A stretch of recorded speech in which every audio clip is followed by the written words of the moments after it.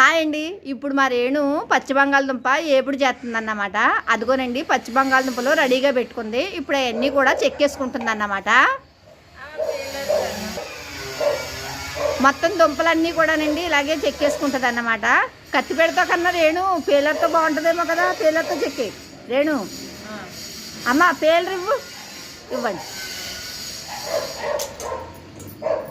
కత్తిపేడతో కనుక దీంతో బాగా వస్తుందండి. అందుకనేసి దీంతోనే చేస్తుంది అన్నమాట. ఉల్లిపాయలు అంటే కత్తిపేడతో కొత్తది, కానీ ఇటువంటి మట్టుకు ఇలాగే కొత్తదండి. మొత్తం దుంపలన్నీ కూడా ఇలాగే చెక్కేసుకోవాలి.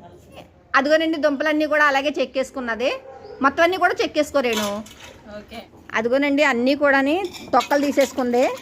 ఇప్పుడు ముక్కలు కోసేసుకుంటుంది అన్నమాట. అంటే పచ్చి బంగాళదుంప ఏపుడు కదా, కూర కాదు ఏపుడండి. ఉల్లిపాయ వేయకండి అన్నమాట. రేణు ఏమో కార్తీక మాసం చేస్తుంది, ఉల్లిపాయ కూడా తిందంట. అందుకనేసి అలా చేస్తున్నాం అన్నమాట. చూపించు ఎంతంత ముక్కలు కోసుకుంటున్నావు. అదిగోనండి అంతంత ముక్కలు కోసుకుంటే సరిపోతుంది అన్నమాట. మొత్తం అన్నీ కూడా ఇలాగే కోసేసుకోవాలి.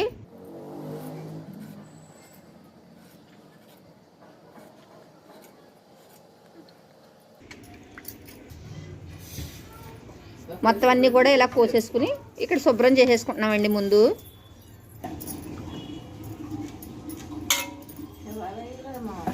అదిగోనండి పొయ్యి అంటించింది. పొయ్యి మీద మూకుడు పెడుతుంది. మాది ఫస్ట్ వీడియో కదా.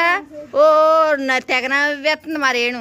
మూకుడు వేడయిందండి, నూనె వేస్తుంది.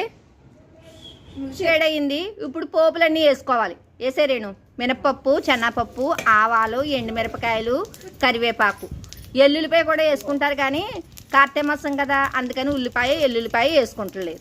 ఇదిగోనండి ఇప్పుడు పోపులన్నీ బాగా వేగిపోయినాయి కదా. ఇప్పుడు బంగాళదుంపలు వేసేసుకుంటున్నాం అన్నమాట. పచ్చి బంగాళదుంపలే.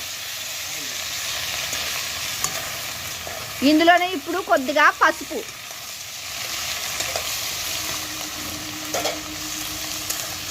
ఇంకా ఇవా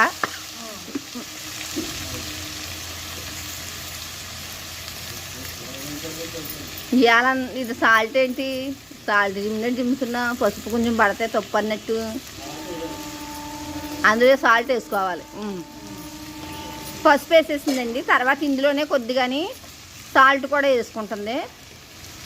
ఇప్పుడు వీటిని బాగా మగ్గనివ్వాలి. ఇప్పుడు ఇవన్నీ కూడా బాగా మగ్గాలి. అందుకని నేను మాట్లాడమన్నాను. అప్పుడు నువ్వు మధ్యలో మాట్లాడకుండా ఉంటాను. నేనైతే మోగదానిలో చూస్తాను. నువ్వైతే ఏదో ఒకటి మాట్లాడుతున్నావు. మగ్గడానికి మూతెట్టవా ఇంకా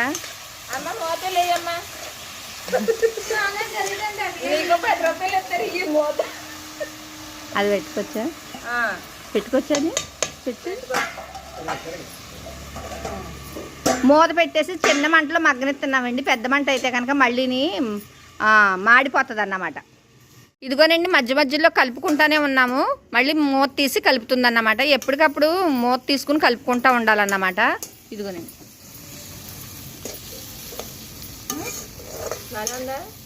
నువ్వు అలా అడగకూడదు. నువ్వేదో అనుమానంగా అడుగుతున్నట్టు. మళ్ళీ మూత పెడతావా? మళ్ళీ ఇంకా కాసేపు మగ్గనివ్వాలండి. ఎందుకంటే ఇంకా కొంచెం వేగితే బాగుంటాయి అన్నమాట. పచ్చి దుంపలు కదా అందుకనేసి మళ్ళీ కాసేపు మూత పెట్టుకుని కలుపుకుంటుంది. కాసేపు మూత పెట్టి ఉంచుతుంది. చూడండి ఇలాగా బాగా ఏగిపోయినాయండి.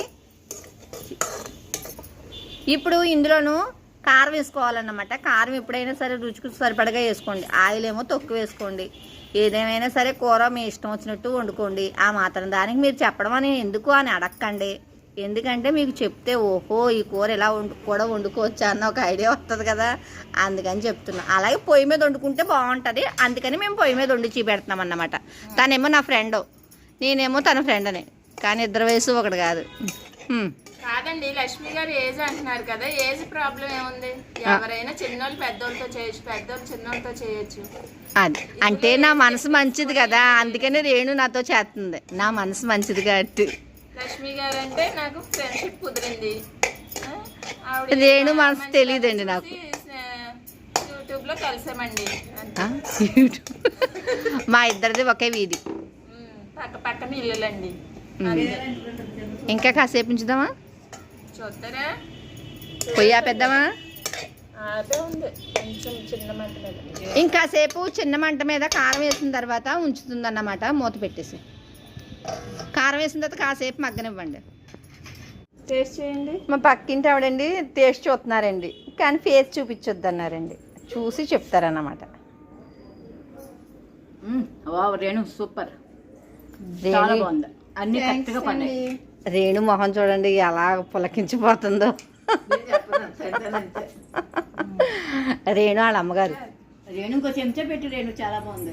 అదిగోండి బాగా నచ్చేసి ఇంకో స్పూన్ అడుగుతున్నారు. వేడిగా ఉంటదేమో చూసుకోండి. పర్లేదు, కాలిపోయినా పర్లేదు, బాగుంది.